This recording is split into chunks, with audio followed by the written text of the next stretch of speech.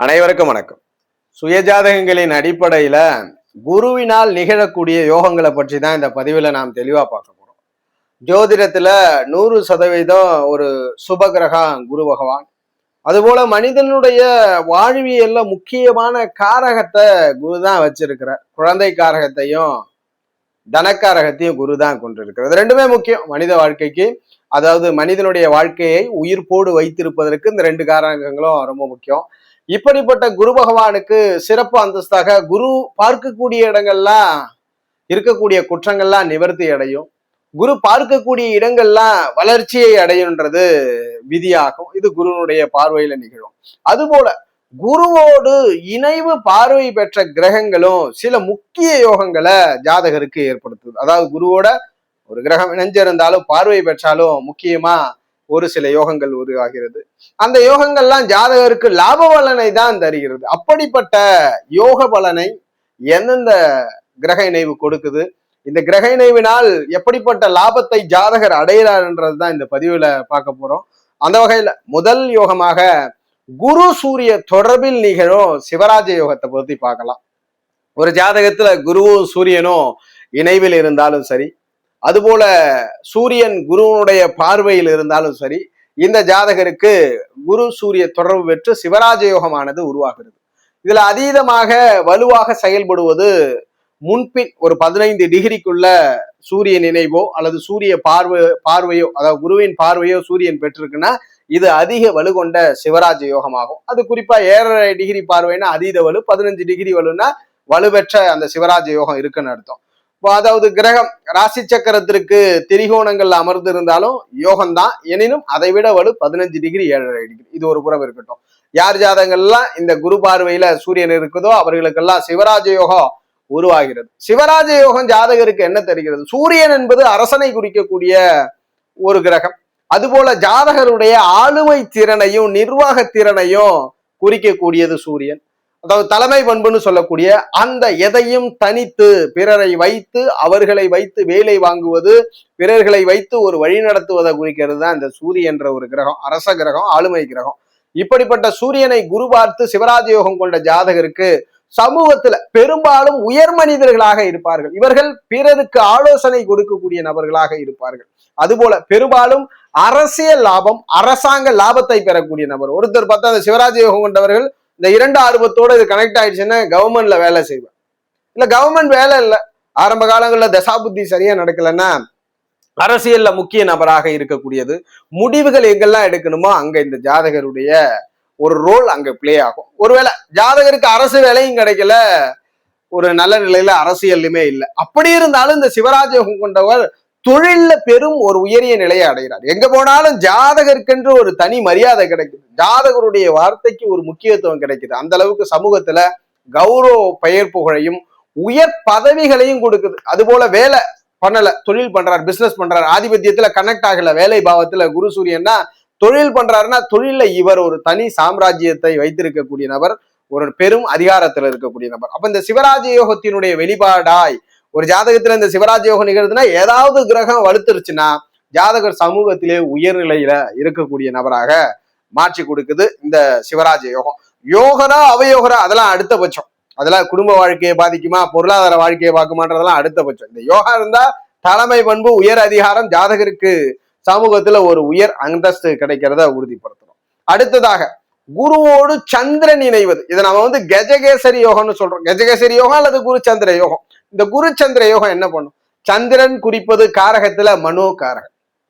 மனோகாரகன் ஜாதகருடைய மனநிலை எப்படி இருக்குன்றதை குறிக்கிற காரகர். அதுபோல தாயை பற்றி சொல்லக்கூடிய ஒரு காரக கிரகம்.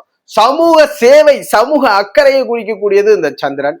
அதுபோல ஜாதகருடைய வாழ்க்கையில் எந்த ஒரு சூழ்நிலையும் எடுக்கக்கூடிய முடிவை இந்த சந்திரன் குறிக்குது. டெய்லி நகரக்கூடிய ஒரு கிரகம் தான் இந்த சந்திர பகவான்.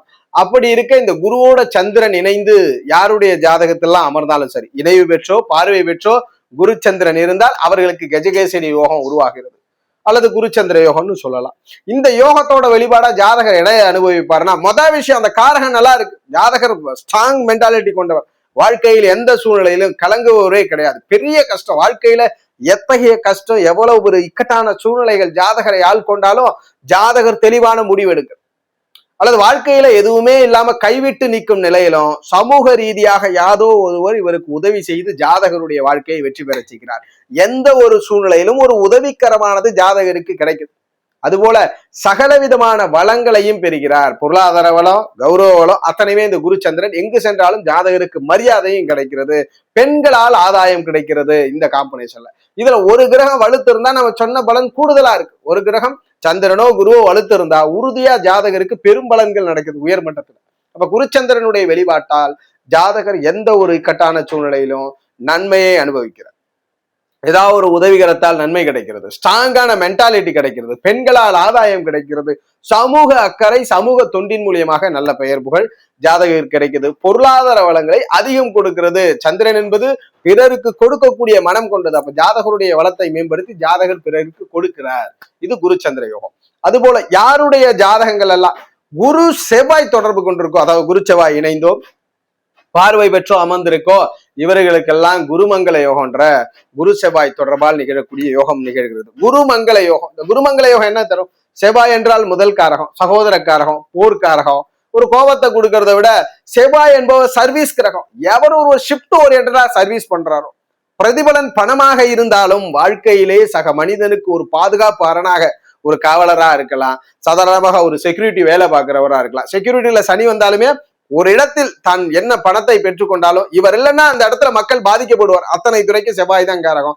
கன்ஸ்ட்ரக்ஷன் ஃபீல்ட்ல இருந்து மெடிக்கல் ஃபீல்டு வரைக்கும் எத்தனை விதமான உலகில் சக மனிதன் இன்னொரு மனிதனை ஏதேனும் ஒரு வகையில் பாதுகாக்கின்றானோ அத்தனைக்கு செவ்வாய் தான் காரணம். சர்வீஸ் கிரகம். அப்ப இந்த குருமங்கள யோகம் கொண்டவர், பூமி யோகம் கொண்டவர் நிறைய நிலவளங்களோடு இருப்பார், கட்டிடங்களோடு இருப்பார், சமூகத்துல ஒரு சர்வீஸ் செய்வார். இவர் செய்யக்கூடிய வேலை சர்வீஸா இருக்கும். ஒரு ஊர் இருக்கும், அந்த ஊர்ல அத்தியாவசிய தேவையை பூர்த்தி செய்யக்கூடியவர் எல்லாமே பாத்தீங்கன்னா குருமங்கள யோகம் இருக்கும்.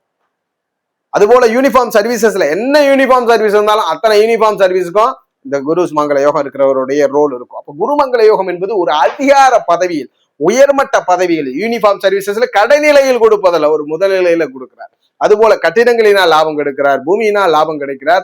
எங்கு சென்றாலும் ஜாதகருக்கு என்று ஒரு அதிகாரம் இருக்கிறது, ஒரு பதவிகளை கொடுத்து விடுகிறார். அது கவர்மெண்டா இருந்தாலும் பிரைவேட் செக்டரா இருந்தாலும். தொழில் செஞ்சீங்கன்னா ரியல் எஸ்டேட் பிசினஸ் பண்றது, கன்ஸ்ட்ரக்ஷன் பிசினஸ் பண்றது, பில்டிங்கை கட்டி விற்கிறது, கமிஷன் பேசிஸ்ல ரியல் எஸ்டேட் பிசினஸ் பண்றது, அல்லது மெடிசன் சம்பந்தமா இருக்கிறது, பார்மசி சம்பந்தமா இருக்கிறது, மருத்துவத்துறைகள் சம்பந்தமா இருக்கிறதுக்கெல்லாம் இது மிகப்பெரிய யோகத்தை செஞ்சு கொடுக்குது. இந்த கிரக யோகம் இருக்கிறவங்களுக்கு எல்லாம் இதை சார்ந்த வெற்றிகள் கிடைச்சிக்கிட்டே இருக்கிறத நம்ம பார்க்க முடியுது. ஆனா ஒரு கிரகமாவது ஒழுக்கணும். யோகர் அவயோகர்ன்றது வேறு. இந்த காம்பினேஷன் இருந்தா இந்த பலன்களை நன்மையாக செய்கிறார். அதுபோல குருவினால் ராகு குரு இணையும் பொழுது குரு சண்டால யோகம்ன்ற ஒரு மிகப்பெரிய யோகம் நிகழ்கிறது. யாருடைய ஜாதகங்கள்லாம் குருவும் ராகுவும் தொடர்போடு இணைவு பார்வையில் இருக்கிறார்களோ அவர்களுக்கெல்லாம் குரு சண்டால யோகம் உருவாகிறது. ராகு என்பது எதிலுமே திருப்தி பெறாத ஒரு கிரகம். வேண்டும் வேண்டும் என்ற அவள் பிரபஞ்சத்தில் தேடல் அதிகம். அதுபோல எதிலுமே திருப்தி இல்லாமல் ஜாதகருடைய பயணம் இருப்பதை இந்த ராகு தான் உறுதி பண்ணுது. அதான் ராகு எந்த ஒரு நிலையிலும் ஒரு மனிதனை மிக விரைவில் உயர்மட்டத்தில் கொண்டு செல்லக்கூடியவர். ஏன்னா அந்த இடத்துல திருப்தி பெற்று நிற்க மாட்டார் ஜாதகர். இப்படிப்பட்ட இந்த ராகுவோடு குரு இணைகிறார். இதுதான் குரு சண்டால யோகம்ன்றோம். அப்ப ஜாதகர் வேறு மொழி பேசுவோரால் லாபம் கிடைக்குது, வெளிநாடு தூரதேசத்தினால் வெற்றி கிடைக்கிறது. அதுபோல ஜாதகருக்கு புதுவிதமான டெக்னாலஜி விஷயங்களின் மீது ஆர்வம் ஏற்பட்டு அதனால வெற்றி கிடைக்குது. சாதாரணமாக ஏதோ ஒரு கிராமப்புறத்தில் இருந்து கொண்டிருப்பார், திடீரென்று ஒரு வலைதளம் மூலமாகவோ அல்லது சோசியல் மீடியா மூலமாகவோ ஒரு மிகப்பெரிய நபரா மாறுறது. அல்லது ஜாதகர் ஒரு குருராக எந்த வீட்டில் அமர்ந்திருக்கிறதோ அந்த ஆதிபத்தியத்தை சிறப்பா செய்யும்.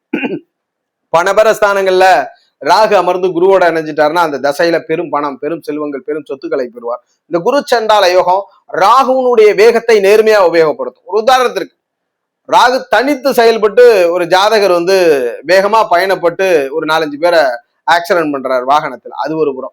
விமானமும் வேகமா தான் போகுது, பல பயணிகளை மிக குறுகிய காலகட்டத்துல ஒரு இடத்திற்கு கொண்டு செல்லுது. அப்ப அந்த வேகத்தையும் அந்த ஒரு அக்ரஷனையும் நேர்மையா கட்டுப்படுத்தும் இந்த குரு. எந்த வீடோ அதனுடைய ஆதிபத்தியம் நேர்மையா கிடைக்கும்.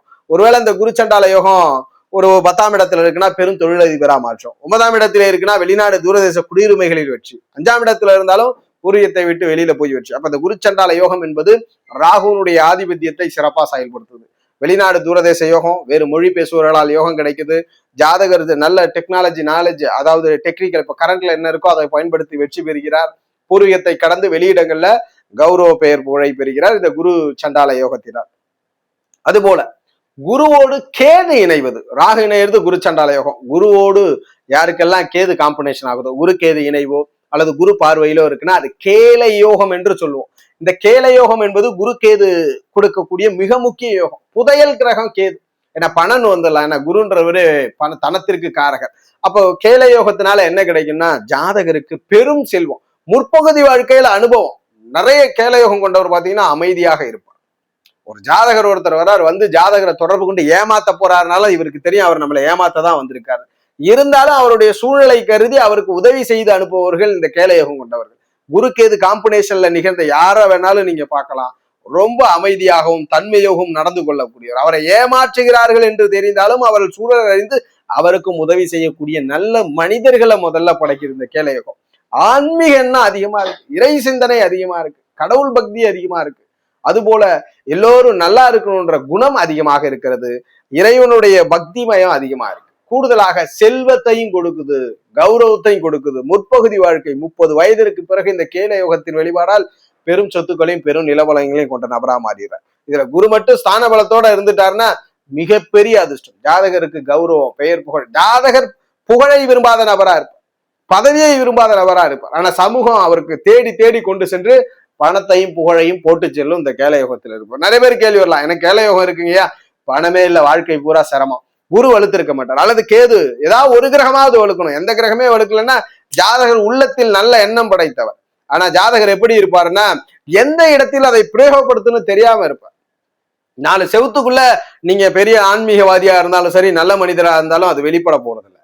அதுபோல ஒரு அயோக்கியங்கிட்ட உங்களுடைய நல்ல பண்புகள் வெளிப்பட போறதில்லை. சரியான நபரை சந்திக்கும் போதுதான் உங்களுக்கான அங்கீகாரம் கிடைக்கும். அப்ப இந்த குரு கேது யோகத்துல குறைந்தபட்சம் ஒரு கிரகமாவது வலுத்து இருந்தா மிகப்பெரிய கௌரவம், மிகப்பெரிய பெயர், புகழ். ஜாதகரை தேடி புகழும் பணமும் வந்து சேர்கிறது. மகிழ்ச்சியும் பிரபஞ்ச ரகசியத்தையும் வாழ்க்கை திருப்தியும் ஜாதகர் பெறுகிறார் இந்த கேல யோகத்துல. அதுபோல இன்னும் ஒரு முக்கியமான யோகம். மற்ற யோகங்கள் இப்ப சனி புதன்லாம் இருக்குன்னா அது கொஞ்சம் முரண்படும், அதை பற்றி நம்ம இந்த வீடியோல பதிவை பார்க்க வேண்டாம். அடுத்ததான் இந்த சுக்கரனால ஒரு யோகம் உண்டு. இந்த குரு சுக்கரனாலே ஒரு அவயோகம். ஒரு நிறைய கேள்விகள் இது வருது. ஜாதகத்துல குரு சுக்கரன் நினைஞ்சு இருக்கிறது, குரு சுக்கர பார்வையில இருக்கிறது, இல்ல பரிவர்த்தனையில இருக்கிறதெல்லாம் இந்த குரு சுக்கரனால ஜாதகர் நிறைய கேள்வி கேட்கிறாங்க. ஏன்னா சிற்றின்ப வாழ்க்கை, பேரின்ப வாழ்க்கை. இறைவனை குரு சொல்கிறார், பார்ட்டி விஷயங்கள் இல்ல என்டர்டைன்மெண்ட் விஷயங்களை சுக்கரன் சொல்ற. ரெண்டுமே இருவேறு முரண்பட்ட கருத்து. அப்ப இந்த குரு சுக்கர இணைவினால ஏதாவது யோகம் நிகழ்துன்னா கண்டிப்பாக நிகழ்கிறது. அதை நம்ம கஜலட்சுமி யோகம்னு சொல்றோம். இந்த கஜலட்சுமி யோகம்ன்றது பெரிய நல்ல பலனை கொடுத்துருமா உடனேன்னா கண்டிப்பா கொடுக்க. யாருக்கெல்லாம் குரு சுக்கர இணைவு, பார்வை, தொடர்பு, பரிவர்த்தனை இருக்கோ முற்பகுதி வாழ்க்கை கஷ்டம். 30 வயசு வரைக்கும் ஜாதகருக்கு சிற்றின்பமே கிடைக்காது, இல்லற சுகத்தை முழுவதும் அனுபவிக்க முடியாது. வாழ்க்கையில பெரும் அனுபவம். இவரை மாதிரி அனுபவத்தை யாராலும் பெற முடியாது. லேட்டா திருமணம் நடக்கும். ஒருவேளை இளம் வயதிலே திருமணம் நடந்துட்டா நிறைய பார்ட்னரால பிரச்சனைகளை சந்திக்கக்கூடிய ஜாதகம். ஆனால் இறுதியிலே இந்த குரு சுக்கர யோகம், கஜலட்சுமி யோகம் என்பதனால் அனுபவத்தோடு கூடிய வாழ்க்கையில திருப்தி கிடைக்கும். ஆன்மீகத்துல உச்சபட்ச அதீத அறிவு கொண்ட நபர். இறைவனை போய் கும்பிடுறாரோ இல்லையோ, பிறப்பால் அவருக்கு மனித வாழ்க்கையை பற்றின புரிதல் தெரியும். சிறுபணம் பெரும்பணம் ரெண்டையுமே சுக்கிர குரு தொடர்பு கொள்ளுது. ஏதாவது ஒரு கிரகம் வளர்த்து தசை வந்துச்சுன்னா ஜாதகரை பெரும் செல்வந்தரா மாற்றுது, சமூகத்துல கௌரவ பெயர் புகழ் கொண்ட நபரா மாற்றுது. ஆனா குரு சுக்கிரன் முற்பகுதி வாழ்க்கையை சுருக்குது. முற்பகுதி வாழ்க்கையில நிறைய கஷ்டம், நிறைய அனுபவம், இல்லறத்தினால் அனுபவத்தை நிறைய பெற்றோம். கடவுள்கிட்ட போயிடலான்னு பார்த்தா அதுவும் ஒரு கட்டத்திற்கு மேல் ஜாதகருக்கு பிடிபடாம கஷ்டப்படுத்தும். 30 வயதிற்கு பிறகு 2 உலகத்தையும் ஜாதகர் கண்ட்ரோல் பண்ணுவார்.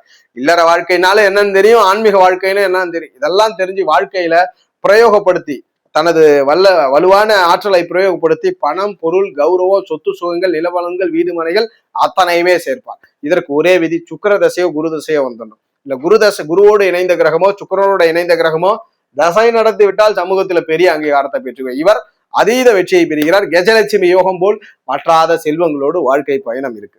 இந்த பதிவுல நம்ம சூரிய, சந்திர, செவ்வாய், ராகு மற்றும் கேது, சுக்கிரனை பத்தி பார்த்தோம். இல்ல புதன், சனியை மட்டும் நம்ம பார்க்கல, ஏன்னா அதுல கொஞ்சம் ஒரு கான்ட்ரவர்சியான ஒரு அவயோகங்களும் இருக்கு. அதை நம்ம இன்னொரு பதிவுல பார்க்கலாம். இந்த யோகங்கள் உங்கள் ஜாதகத்துல இருந்தா கண்டிப்பா வாழ்க்கையில குரு பார்த்து இந்த யோகங்கள் நிகழ்ந்தா நான் சொன்ன காரக பலன்கள் உங்களுக்கு நடந்தே தீரும். சமூகத்துல ஒரு கௌரவமான நிலையில உங்களை கொண்டு போய் சேர்க்கின்றதை உறுதிப்படுத்துறோம். அதுக்கு தசைகளும் நடப்புல வரணும்.